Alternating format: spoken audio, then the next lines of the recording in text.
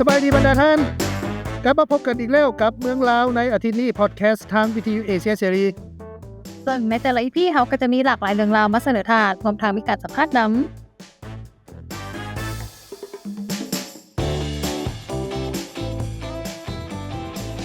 สบายดีบรรดาท่าน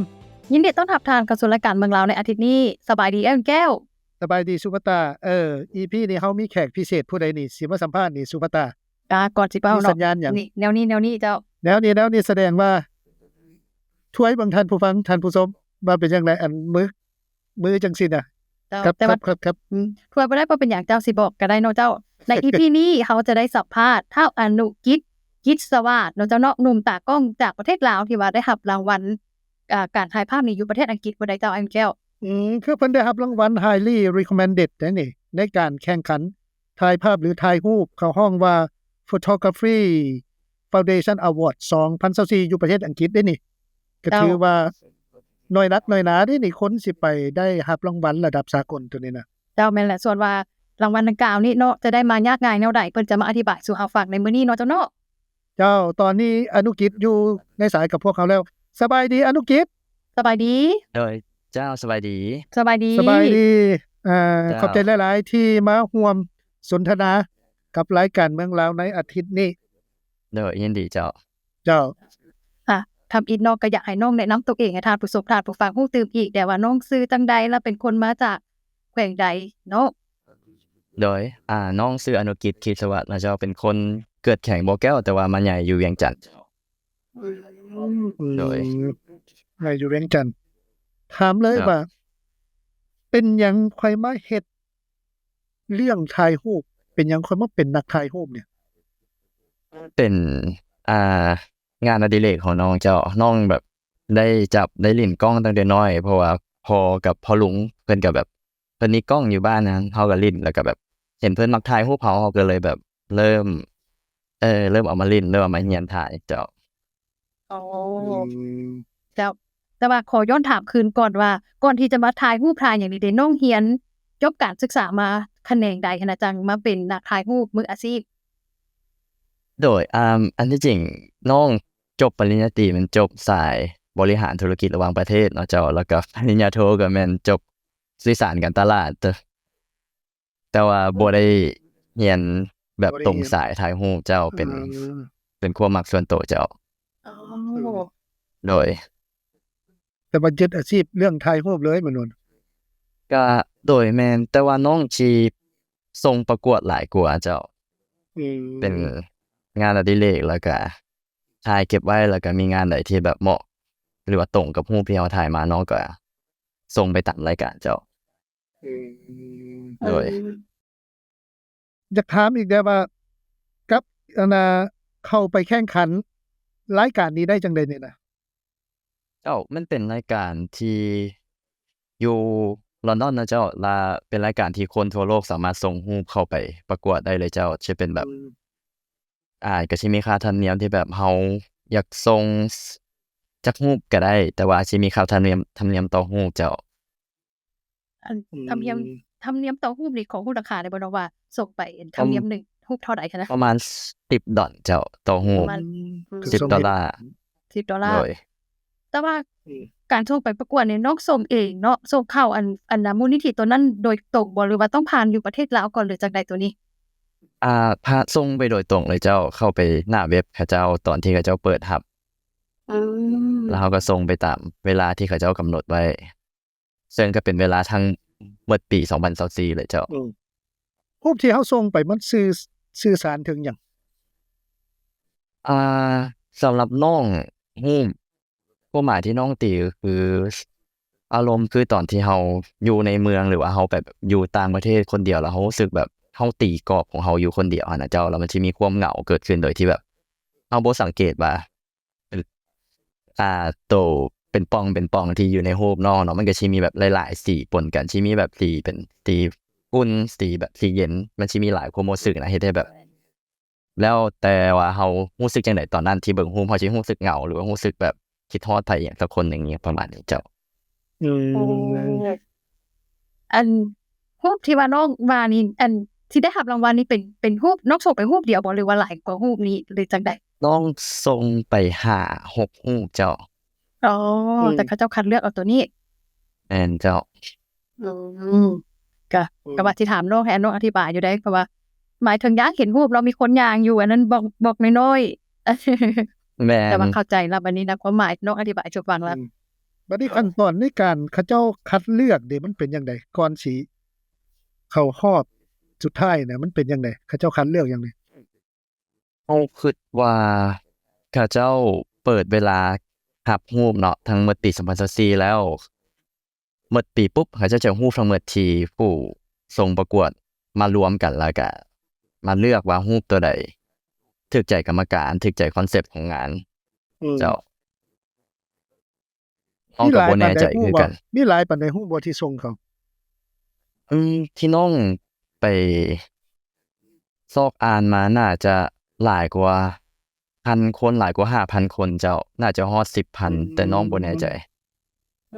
เจ้า แต่ว่าจากประเทศลาวเฮานี่ดิมีหลายนักถ่ายรูปบ่ส่งเข้าไปเลยว่ามีแต่น้องผู้เดียวเนาะนี่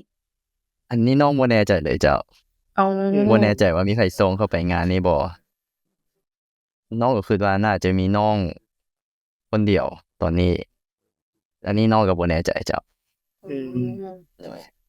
อยากให้อธิบายถึงรางวัลตัวนี้ได้ไหมเขามว่า มันเป็นรางวัลชนะเลิศเลยบ่คือหรือว่ารางวัลแบบใด มันเป็นคือถ้าน้องตีน้องว่าเป็นอารมณ์คือรางวัลที่3เจ้าเพราะว่ามันสิมีรูปหลักรูปหนึ่งที่ชนะหมดงานเลยซึ่งมันก็อยู่ใน category street photography ที่น้องอยู่เนาะคือรูปที่1ของ street photography เป็นรางวัลใหญ่รวมที่แบบชนะ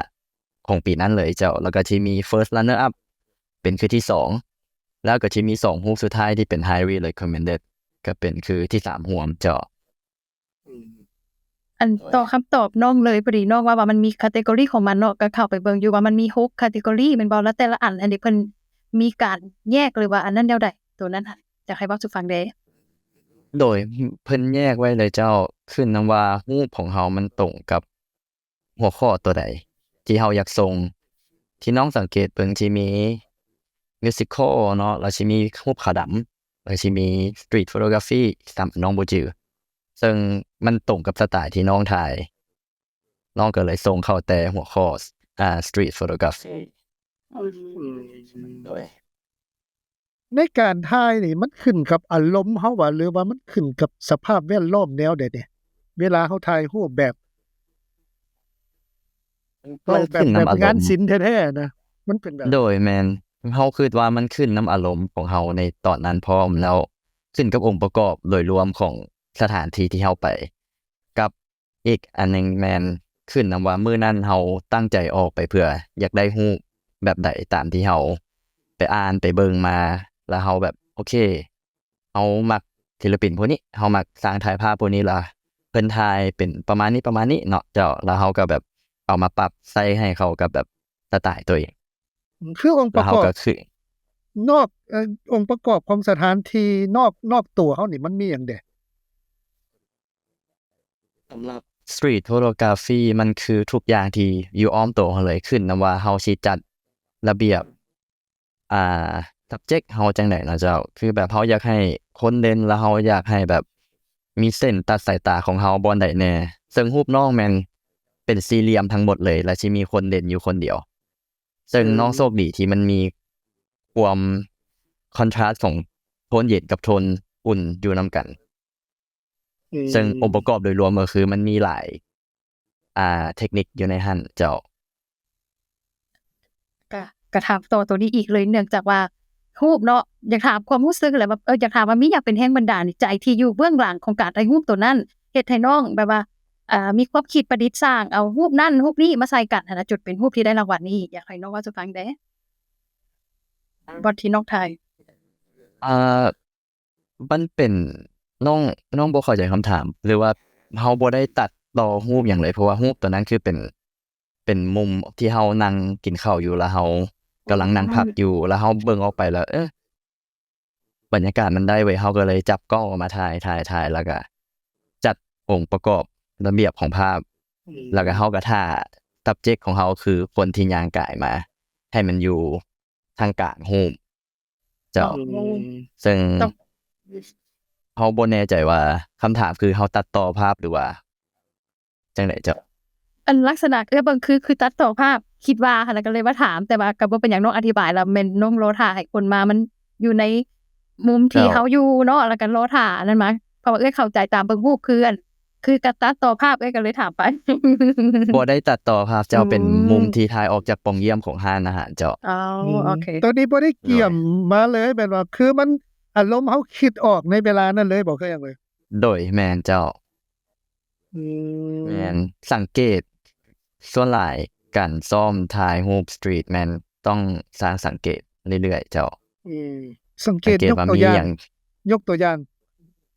คือเฮาย่างข้ามทางสินะเจ้า คือเฮาย่างข้ามทางอยู่ตลาดเช้าเนาะเฮาก็มันสิมีหลายอย่างเกิดขึ้น ยกตัวอย่างแม่นเฮามักไปถ่ายรูปอยู่หั้นล่ะเฮาสิมักไปแบบย่างใกล้ๆไอ้ขับจัมโบ้สินะเฮาก็สิแบบหาว่า จังหวะที่แบบมุมแบบมันสิมีจังหวะที่เราหันมาแล้วเราคิดอิหยังอยู่สักอย่างเฮาแบบ อยากสร้าง story ว่าอิหยังเราคิดอยู่ เราคิดหยังอยู่ในตอนนั้นประมาณนี้เจ้า คือเห็นตัวนั้นแล้วก็จับแล้วกดชัตเตอร์ไปเลย เจ้า แบบ แบบว่าถ่ายให้คนแบบบ่ได้ตั้งตัวเลยแม่นบ่นี่แบบว่า แม่นแม่นเจ้าส่วนหลายเป็นแนวนั้น คือมันเป็น อ๋อ ลักษณะธรรมชาติของเขาเจ้าลังเทื่อเขาเจ้าผู้ที่ถูกตายก็ยังบ่ฮู้โตแม่นบ่ เจ้า เออ โดยแม่น เจ้านอกจากนี้มันยังมีองค์ประกอบหยังอีกแด ก็อีกอย่างหนึ่งแม่นเส้นตัดสายตาเจ้า คือแบบมันสิมีรูปบางรูปที่มีเส้นแบบ สมมุติว่าเป็นเส้นที่นำสายตาเราเข้าไปหา subject อิหยังที่เราอยากให้มันเด่น ซึ่งมันเป็นการเล่นกับความรู้สึกของคนเบิ่งเนาะเจ้าว่าเราสร้างภาพเราอยากให้คนที่เบิ่งรูปเราสั่งแบบโฟกัสกับจุดใดเจ้า อืม โดยก็คือรูปน้องหั่นก็คือน้องให้อยากให้คนโฟกัสอยู่คนอยู่ทางกลางเอาน้องก็เลยพยายามให้คนอยู่กลางปองสี่เหลี่ยมมันเป๊ะๆเจ้า อันแต่ว่าการถ่ายรูปนี่คือน้องเว้านี่เป็นการถ่ายรูปแบบอดิเรกแม่นบ่ได้เรียนมาเฉพาะแม่นบ่ถ่ายรูปตัวนี้นี่ เจ้าเห็นแล้วบ่ได้เรียนมาเฉพาะมันศึกษาเองเจ้า โอ้ ถูก แล้วน้องมาถ่ายรูปอันนี้นี่เป็นอันนี้นี่ได้จักปีแล้วนี่ น้องที่เริ่มศึกษาเป็นจริงๆจังๆได้เกือบ 6-7 ปีแล้วเจ้า อืม โดยแล้วก็ถ่ายมาแล้วเก็บไว้และซ่อมแล้วก็ส่งเรื่อยๆเป็นการฝึกไปในตัวเจ้าส่งประกวดเรื่อย อืมอันนี้เฮาเฮ็ดเวียกประจำนำบ่หรือว่าเป็นถ่ายรูปเต็มโตเลย ๆน้อง มีเวียกประจำ หาก็เรียน บ่ จบเจ้ายังบ่มีเวียกเทื่อเพราะว่าน้อง เออ เรียนจบแล้วน้องเฮ็ดเวียกอยู่อังกฤษเลย อืม อยู่ลอนดอนได้เกือบปีหนึ่งแล้วน้องหาก็กลับมา อืม โดยน้องเฮ็ดเวียกบริษัทตะไคร้กาแฟเจ้าบริษัทโรงครัวกาแฟอยู่ลอนดอน อืม โอ้แสดงว่าตอนที่น้องส่งรูปนี่ประกวดก็แม่นช่วงนั้นน้องยังอยู่ประเทศอังกฤษพุ่นเนาะแม่น โด บ่ ยแม่น อ๋อ แม่น อย่า เจ้า คิดว่าน้องอยู่ลาวแล้วส่งไปบ่ก็เลยถามไปว่าจากประเทศต้องแข่งอยู่ประเทศลาวก่อนบ่หรือจังได๋หันนะ เจ้าแม่นส่งอยู่พุ่นเลยล่ะมันมีรูปหนึงที่น้องก็ส่งจากลาวไปแข่งในลอนดอนก็เคยได้รับรางวัลสมเสยมาคือกันเจ้า รูปใดๆที่ว่าเฮาถ่ายแล้วเฮาเห็นว่ามันสุดๆมันได้อารมณ์สุดๆสำหรับนับแต่ถ่ายรูปมา มันเลือกบ่ได้เลยเจ้าเพราะว่าคันว่ารูปที่มันมีความรู้สึกหลายๆสำหรับน้องสิเป็นรูปถ่ายผู้คนตามหนทางเลยเจ้าตามสถานที่ที่เฮาไปตามท้องถนนเลยเจ้า แล้วที่เป็นน้องที่มักถ่ายรูปขาวดำเพราะว่ามันสิสื่ออารมณ์ของผู้คนได้หลายเจ้า เป็นหยังค่อยมักถ่ายวิถีชีวิตของคนอยู่ตามท้องถนนมันบ่งบอกถึงหยัง มันรู้สึกว่าเฮาสร้างเรื่องราวจากความวุ่นวายของชีวิต ประ ที่แบบ จำวัน ของชีวิตคนเฮาประจำวันเจ้าซึ่งมันเป็นอีหยังที่ยากหลายที่จะจับทุกอย่างองค์ประกอบมาเพื่อสร้างเรื่องราวเรื่องใดเรื่องหนึ่ง ที่จะให้คนที่เบิ่งรูปเราเข้าใจได้เจ้ามันก็เลยน่าสนใจและเป็นอหย่างที่ challenging ดี สำหรับน้อง หมายความว่าตัวนี้มักเป็นพิเศษเนาะถ่ายวิถีชีวิตของคนอยู่ตามท้องถนนนี่ เจ้าแล้วโดยเจ้า น้องว่าถ่ายรูปมานี่ก็ได้หลายปีแล้วเนาะนอกจากรางวัลที่น้องว่ามา1กับ2ที่ผ่านมานั้นก่อนหน้านั้นได้มีการได้รับรางวัลใดอีกบ่เนาะในการแข่งขันถ่ายรูปภาพนี้ มีเลยเจ้าน้องส่งมาหลายปีแล้วก็บ่เคยได้รางวัลเลยหาก็มาเริ่มได้ช่วง 2-3 ปีนี้โดยส่งมาตลอดเพิ่งแบบโอเคได้รับรางวัลนี่ก็ถือว่าเราก็พัฒนาตัวเองขึ้นมาเรื่อย มีบ่ที่ว่ามีคนจ้างไปถ่ายไปหยังเฮาได้รับเวียกแบบนี้บ่ ๆส่วนหลายเราสิรับถ่ายงานให้คนรู้จักเจ้าบ่ค่อยได้แบบมีคนมาจ้าง บ่ค่อยได้เปิดแบบปานนั้น แม่ บ่ได้ น เปิด เจ้า สาธารณะแม่นบ่ แม่น โดย ครับบัดนี้สิมาถามถึงความรู้สึกของน้องได้ดีว่ารู้สึกแนวใดที่ได้เป็นผู้หนึ่งของการได้รับรางวัลย่องย้อนเกี่ยวกับอิหยังก็เจ้าPhotography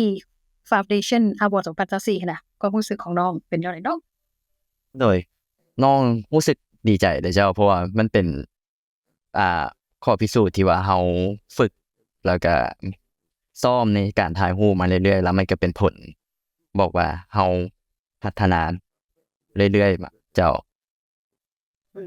เป็นผลบ่งบอกว่าเรามีความพัฒนาแต่ก็ยังสิพยายามพัฒนาขึ้นไปตื่มอีกเจ้า เฮาพัฒนาจังได๋นี่จากจุดเริ่มต้น จนมาถึงจุดได้รับรางวัลเริ่มต้นเฮาเฮ็ดจังได๋ เรื่องราวเจ้ากับความรู้สึกของการของคนเบิ่งรูปแล้วตัวนี้เป็นคำถามที่ตอบยากอยู่เด้อ้ายขอเริ่มใหม่เด้ มีการพัฒนาทักษะตัวเองจังไดตอนเริ่มต้นหั่นนะก่อนที่ว่าจะมาถึงจุดที่ว่าเฮาได้รับรางวัลนั่นน่ะเริ่มต้นเฮาเรียนจังได๋ สำหรับน้องแม่นน้องเบิ่งหลายๆเจ้าเบิ่งแล้วก็อ่านความคิดของช่างภาพที่เพิ่นเคยประสบผลสำเร็จหรือว่าได้รางวัลมาแล้วเราก็พยายามฝึกแล้วก็สร้างคอนเซปต์ของตัวเองขึ้นมา ก่อนที่เราจะแบบออกไปถ่ายเราต้องรู้ว่าเราอยากได้รูปแบบใดอยากได้แบบรูปที่มันสื่ออารมณ์แบบใดเราก็พยายามออกไปหาสิ่งนั้นเจ้าหลักๆแม่นออกไปถ่ายเรื่อยๆออกไปซอกถ่ายรูปเรื่อยๆ ต้องได้อยู่กับมันซะเนาะ เจ้ามีเวลาว่างน้องก็สิพยายามออกไปย่างโดย แล้วการถ่ายรูปนี่ได้เป็นจังใดมีอุปสรรคแนวใดบ่คะนะเพื่อว่าสิได้รูปใดรูปหนึ่งมาแบบสิหั่นน่ะได้พบพ้อกับปัญหาใดบ่เนาะ ปัญหาส่วนหลายปัญหาแม่นเฮาสิถ่ายรูปหลายเกินไปแล้วเฮาสิแบบบ่สิว่าจั่งใดเฮาสิบ่ได้แบบมีเป้าหมายที่ชัดเจนนั่นน่ะเจ้าซึ่งเฮาบังคับตัวเองออกไปเพื่อที่จะไปถ่ายรูปเพื่อที่จะส่งประกวดซึ่งน้องคิดว่ามันควรเฮ็ดแบบกลับกันเฮาควรแบบออกไปซอกหาถ่ายเรื่อยๆแล้วเฮาก็เอารูปมาเก็บไว้ว่ารูปนี้มันตรงกับคอนเซปต์ตัวใดเจ้าซึ่งตอนเริ่มต้นน้องแม่นน้องสิท่าเพิ่นประกาศก่อนว่าปีนั้นแม่นคอนเซปต์ของรูปที่จะประกวดที่ส่งประกวดแม่นเป็นประมาณใดน้องก็ต้องออกไปซอกต้องใช้เวลาออกไปซอกเพื่อที่จะได้รูปที่มันตรงกับคอนเซปต์ซึ่งมันใช้เวลาแล้วมันยากน้องก็เลยพยายามผลักดันตัวเองออกไปซอกหาโมเมนต์หลายๆอย่างมาเก็บไว้ก่อนเพื่อที่ว่าที่มีตัวใดที่ตรงกับคอนเซปต์ของงานที่จะเปิดรับในปีนั้นเจ้า เว้าเรื่องว่าอาชีพถ่ายรูปนี่ถ้าเทียบใส่อาชีพอื่นนี่มันสามารถเลี้ยงตัวเองได้บ่ติ เจ้าคันว่าอยู่ในลาวเฮาเนาะมันอยู่ได้อ้ายเพราะว่าคันเป็นสร้างภาพที่ถ่ายงานแต่งงานอีเวนต์มันสิมีงานเข้ามาตลอดเจ้าแต่ว่าสไตล์น้องนี่มันยากหน่อยหนึงเพราะว่ามันต้องเสียค่าส่งค่าสมัครแล้วเงินรางวัลก็ บ่สูงเจ้าแล้วก็โอกาสที่จะชนะมันก็ยาก คือเฮาจะแหวกแนวออกมาคือคันซั่นเฮาก็มีอาชีพอื่นพร้อมครับตัวซั่นน่ะนำต่อ โดย เจ้าบัดนี้น้องบักบ่ว่าอันน่ะรางวัลที่ว่าน้องได้รับในปี 2024นี้เนาะมันจะสร้างแรงบันดาลใจให้กับจังได๋วงการถ่ายรูปแล้วก็คนทั่วไปแนวใดยกตัวอย่างว่าจะจูงใจให้เขาเจ้ามาถ่ายรูปหลายขึ้นบ่เพื่อว่าส่งประกวดคือน้องแบบซี่หั่นน่ะ เจ้าน้องก็หวังว่าแนวนั้นคือกันเจ้าอยากผลักดันให้น้องๆวัยหนุ่มบ่ต้องย้านให้ลองไปก่อนเจ้าเพราะว่าคนลาวเฮาก็สามารถไปฮอดจุด